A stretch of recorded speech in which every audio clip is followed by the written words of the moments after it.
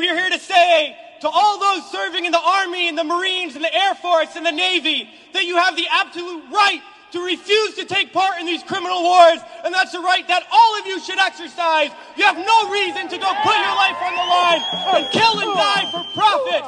We've been to Iraq, we've been to Afghanistan, and we know what these wars are really about. And we joined the military for many reasons. Because we need a college education, because we need a job, because we need health care.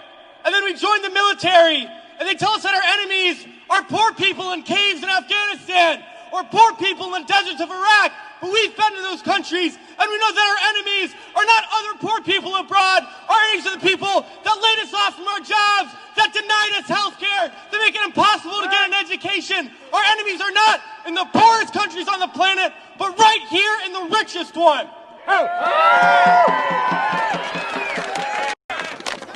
Now these wars, the occupations of Iraq and Afghanistan alone, are costing over $700 million every single day. This is a crime.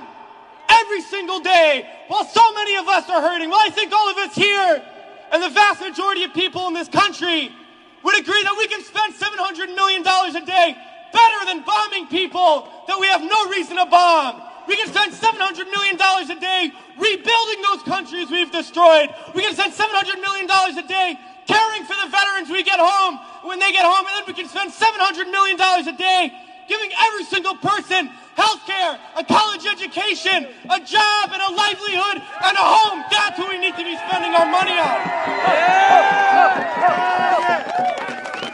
But this government is not going to do that. They're not going to use the money in that way. They're not going to end the wars. And they're not going to do it because it's not our government.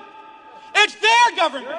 It's a government of the rich. It's a government of Wall Street, of the oil giants, of the defense contractors. It's their government, and the only language that they understand is shutting down business as usual. And that's what we're doing here today, and we're going to continue to do until these wars are over.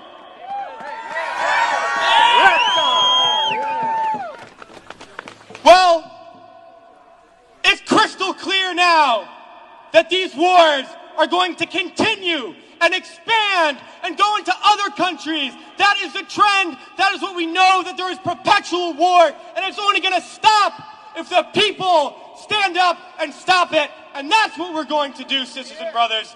And a lot of people ask me, what do we do? Because we all know things are bad. We all see the atrocities on TV. We read about it. We experience it. People always ask, what do I do? Because we always want to know what to do. Do we vote? Do we support a politician? Do we join an organization? What do we do? Well, I'll tell you what we do. It's simple. We fight.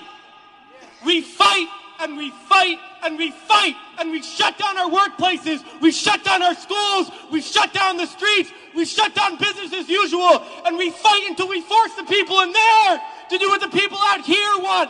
Because that's how we're going to get around, and we're going to fight until there's not one more bomb drop, not one more bullet fired, not one more soldier coming home in a wheelchair, not one more family slaughtered, not one more day of U.S. imperialism. So let's fight to make that happen. We can do it today, and then the days ahead, we have to fight to end these wars and create a better world, sisters and brothers. So join us in that fight. Thanks.